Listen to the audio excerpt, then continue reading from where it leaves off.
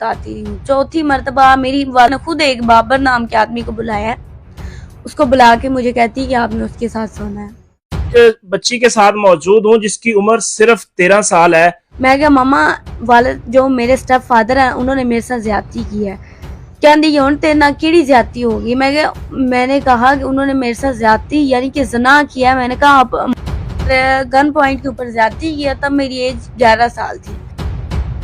जब मैं गिलास लेके बाहर जाने लगी हूँ मेरे बाजू से कस के पकड़ लिया और अपने वो पिस्टल निकाल के मुझे दिखाते हैं, कहते हैं कि अगर तुम कोई चीखो पुकार करोगी मैं तुम्हें यही मार दूंगा। और उस दिन इन्होंने मुझे काफी मारा मुरा और अजीब अजीब बातें की। माएँ ये कहें तो बेटियां करती हैं, माएँ वो कहें तो बेटियां करती हैं।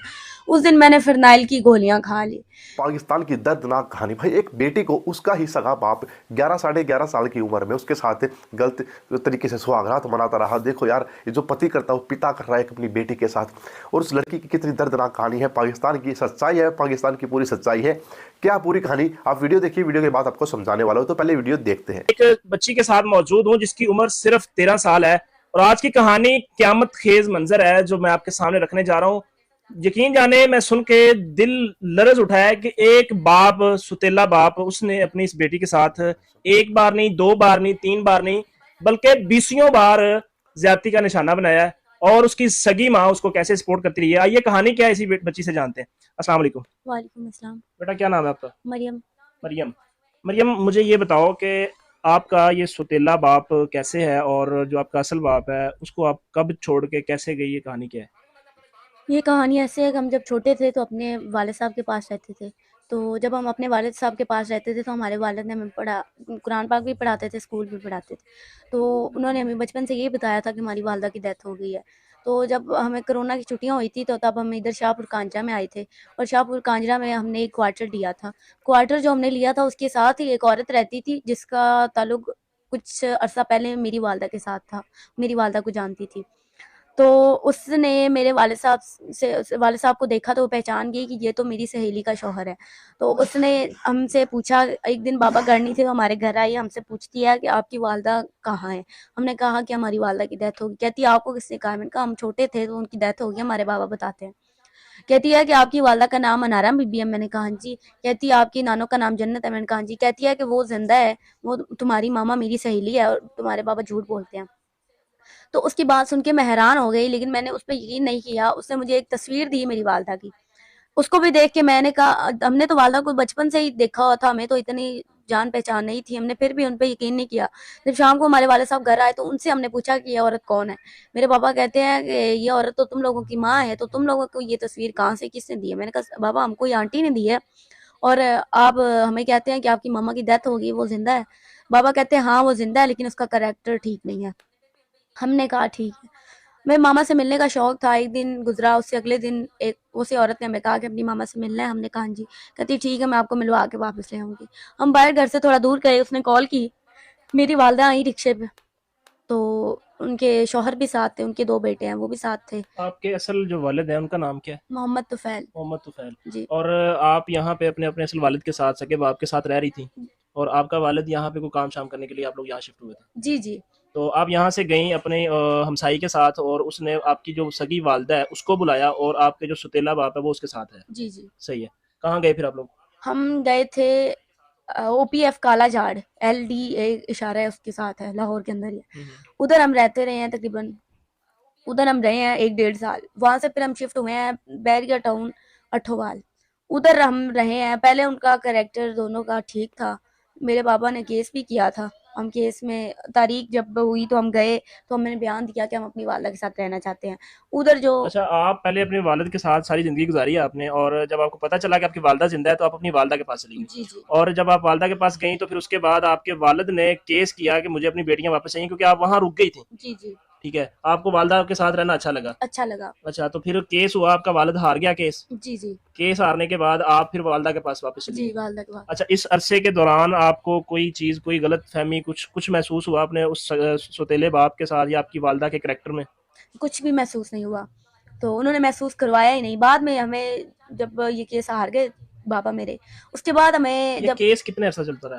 केस काफी अरसा नहीं चला, तकरीबन 9 से 10 दिन तक चला है। हम तारीख अच्छा, पे 9-10 दिन में अदालत से फैसला भी आ गया और आप लोग अपनी वालदा के पेश साथ हो गए थे ना, हम पेश होने पर उन जो हमारे बयानों के मुताबिक बस केस काइंड हो गया था। सही। तो हम उनका 3-4 महीने रवैया हमारे साथ ठीक था। उसके बाद चेंज हुआ है। एक दिन ऐसा था कि मेरी वालदा कोई भी घर पे नहीं था।